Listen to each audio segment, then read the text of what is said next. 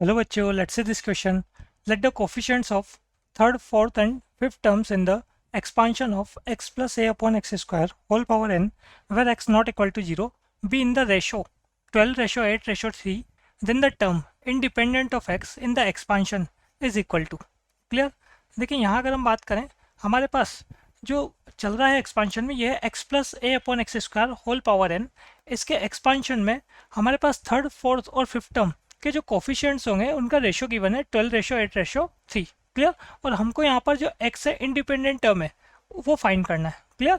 तो देखें, सबसे पहले हम बात करें एक्सपांशन की. तो ये जो आपके पास एक्सपांशन होगा X plus A upon X square whole power N का, इसमें जो हमारे पास आर प्लस वन नंबर जो टर्म होगी वो कैसा होगा उसकी हम बात कर लेते हैं. तो ये होगा हमारे पास यहाँ पर T R plus one equal to, ये टर्म हमारे पास हुआ करती है एन सी आर.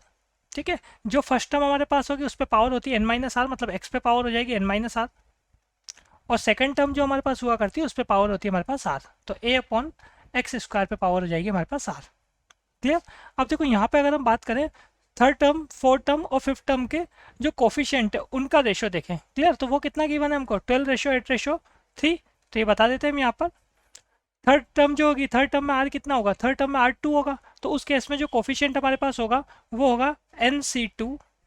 ये बता दिया हमने यहाँ पर हियर एन सी टू. और साथ में ए की पावर क्या हो गई, ए की पावर टू हो गई हमारे पास. क्लियर? ये तो थर्ड टर्म का कोफिशिएंट हो गया. ऐसे हम बात करें फोर्थ टर्म का जो कोफिशिएंट होगा उसमें हमारे पास क्या चल रहा होगा, आर थ्री होगा. तो एन सी थ्री ए पावर थ्री. और फिफ्थ टर्म का जो कोफिशिएंट होगा वो होगा एन सी फोर. यहाँ पे एन सी फोर आएगा ये और ए पावर फोर हो जाएगा. क्लियर? एन सी फोर ए पावर फोर. ये वैल्यू चल रही है 12 रेशो 8 रेशो 3. क्लियर? इसको यहाँ से और अगर हम आगे सोल्व करते हैं तो देखो आपके पास क्या होगा. पहले तो ये a जो है सभी में, या ए स्क्वायर कैंसिल हो जाएगा सभी में. एक्सपांशन में भी अगर मैं बात करूँ एन सी टू, अगर मैं यहाँ पर सोल्व करूँ तो ये बनेगा n minus one upon two factorial. ठीक है, ए स्क्वायर सब में से हटा देता हूँ मैं, यहाँ पर रेशियो ही तो चल रहा है आपके पास. फिर एन सी थ्री सोल्व करेंगे तो N minus one N minus two upon three factorial. और ऐसे हमारे पास N minus one N minus two N minus three upon four factorial. ठीक है, ए स्क्वायर सब में से हटा है तो सेकंड वाले में ए रहेगा और थर्ड वाले में आपके पास ए स्क्वायर रहेगा. ठीक है, और ये 12 रेशो 8 रेशो 3. क्लियर? यहाँ से आगे अगर मैं और सोल्व करता हूँ तो एन माइनस वन भी सभी में हटा सकता हूँ. ठीक है, और साथ में टू फैक्टोरियल भी डिनोमिनेटर में सब में हट जाएगा. तो यहाँ पर रहेगा हमारे पास सबसे पहले वाला जो होगा, इसमें तो सिंपल क्या रह जाएगा यहाँ पर. देखो आपने और क्या किया, यहाँ पर एन भी हटा दिया, एन माइनस वन भी हटा रहे हैं, टू फैक्टोरियल भी हटा रहे हैं. क्लियर? और ए स्क्वायर तो हम हटा चुके, तो ये तो रहेगा सिंपल हमारे पास यहाँ पर वन. क्लियर? इसके आगे चले हम यहाँ पर सेकंड वाले में बात करें तो यहाँ पर रह जाएगा हमारे पास N minus two upon three. Two factorial तो हटा लिया ना हमने डिनोमिनेटर में, और ऊपर कितना रह गया, एन माइनस टू रह गया. और थर्ड वाले में बात करेंगे तो एन माइनस टू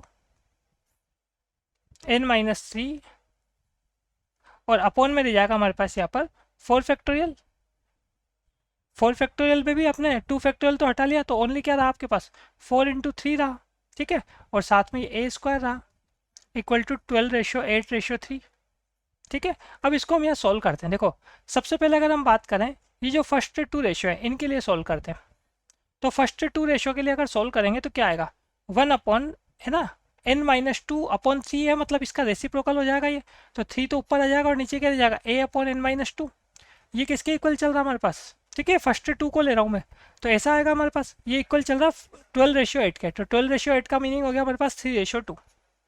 ठीक है, तो सिंपल यहाँ से हमारे पास 3 से 3 भी कैंसिल हो जाएगा. ये one upon N minus two A upon three किया है तो थ्री ऊपर चला गया हमारे पास एलएचएस में, और किसके इक्वल है 12 रेशियो 8 के. तो 12 रेशियो 8 कितना होगा हमारे पास, 3 रेशियो 2 होगा. 3 से 3 भी कैंसिल हो जाएगा यहाँ पर. तो हमारे पास यहाँ पर आ जाएगा ए एन माइनस टू, ये इक्वल आ जाएगा किसके, 2 के. क्लियर? अब ऐसे हम क्या करते हैं, फर्स्ट और थर्ड को साथ में लेते हैं. तो फर्स्ट और थर्ड को जब मैं साथ में लूँगा तो हमारे पास देखो कैसी वैल्यू आएगी यहाँ पर. कैसे भी आप इसको सोल्व कर सकते हैं, थर्ड अपॉन फर्स्ट भी कर सकते हैं ना. ये जो थर्ड है इस थर्ड में मैं इस फर्स्ट को डिवाइड कर रहा हूँ, तो कितना आएगा हमारे पास, N minus two N minus three upon 12 a square. Upon में वन आएगा, उसको नोट करने का कोई मीनिंग ही नहीं है. साथ में आ जाएगा 3/12. तो 12 से 12 कैंसिल हो जाएगा हमारे पास यहाँ पर. क्लियर? यहाँ देखें आप, ए एन माइनस टू है ना, इसकी वैल्यू पुट कर सकते हैं हम. यहाँ अगर आप इसकी वैल्यू पुट करेंगे, या सिंपल हम क्या कर लेते हैं यहाँ पर, देखो ये सेकंड और थर्ड इस वाले में आपके पास क्या हो रहा है, ए की सिंगल पावर आ रही है और यहाँ पर आपके पास ए स्क्वायर आ रहा है. तो यहाँ से ना तो हमारे पास n एलिमिनेट हो रहा है ना a एलिमिनेट हो रहा। तो हम क्या करते हैं, एक साथ इसमें सेकंड और थर्ड को भी सॉल्व करते हैं। सेकंड और थर्ड को सॉल्व करूंगा तो उस केस में क्या होगा, हमारे पास सिंगल ए आ जाएगा, फिर मैं क्या करूंगा, ए को एलिमिनेट कर लूंगा। ठीक है, तो एक वैल्यू तो यहाँ पे आपके पास आ रही है, लेकिन इसको हम ज़्यादा यूज़ नहीं कर पा रहे इसमें। अब हम क्या करते हैं, सेकंड और थर्ड को सॉल्व करेंगे। सेकंड और थर्ड को जब मैं सॉल्व करूंगा तो मैं क्या करने वाला हूँ, इसमें थर्ड वाले में सेकंड से डिवाइड कर रहा हूँ। तो थर्ड में अगर सेकंड से डिवाइड करूंगा तो हमारे पास क्या आएगा, देखें n-3 आएगा, n-2 तो कैंसिल हो जाएगा। ठीक है, साथ में अगर हम बात करें 4:3 या 4:3 डिनोमिनेटर में आएगा, और ये वाला जो 3 ये ऊपर चला जाएगा। क्लियर, साथ में a स्क्वायर अपॉन a करेंगे तो एक a रहेगा रिमेनिंग। क्लियर, n-2 कैंसिल हो गया हमारे पास, और बाकी हमने नोट कर चुके हैं LHS में। RHS में बात करें तो 3:8 हो जाएगा। ठीक है, ये 3 से 3 कैंसिल हो जाएगा हमारे पास, यहाँ पर ही 4 से 8 कैंसिल होगा तो 2 रह जाएगा। क्लियर, अब देखें इसके आगे अगर हम इसको सॉल्व करना है तो हम क्या कर सकते हैं, अब ए को एलिमिनेट कर सकते हैं। तो ए को मैं कैसे एलिमिनेट करूंगा, ए की वैल्यू रख देता हूँ यहाँ से। देखो ये जो हमारे पास रिजल्ट है, ए की वैल्यू क्या चल रही है, 2/n-2। तो 2/n-2 अगर मैं यहाँ पर रखूँगा तो हमारे पास आएगा ये n-3 अपॉन में 3 चल ही रहा है। ठीक है, ए की वैल्यू पुट की हमने 2/n-2 और इक्वल टू में आ गया हमारे पास यहाँ पर 1/2। क्लियर, यहाँ से अब मैं इसको सॉल्व करता हूँ। तो इसको सॉल्व करने के लिए देखो आपके पास ये 2 LHS में लाऊंगा तो 4 हो जाएगा और 3 RHS में जाएगा। तो हमारे पास ये बनेगा 4 के साथ n-3। क्लियर, 4 के साथ आ रहा है हमारे पास n-3 इक्वल टू, ये 4 के साथ आएगा पहले तो हमारे पास n-3 LHS में, और RHS में अगर हम बात करें तो देखो यहाँ से 3 RHS में जाएगा n-2 के साथ, तो 3 के साथ n-2।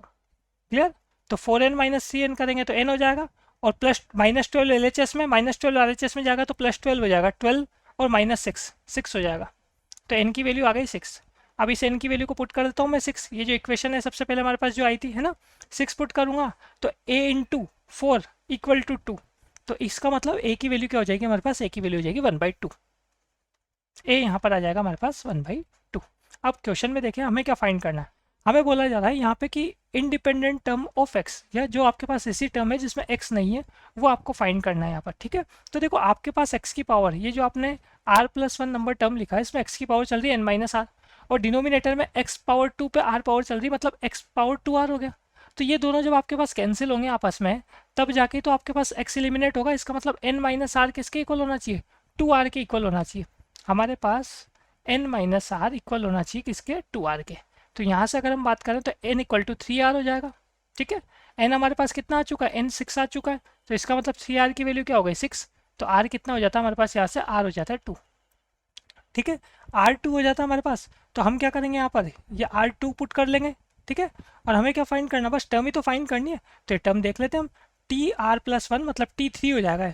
r को अगर मैं 2 पुट करूँगा तो हमारे पास कितना हो जाएगा, t3 हो जाएगा, 2 + 1 इक्वल टू, ये हमारे पास कितना NCR, तो n आ चुका है हमारे पास 6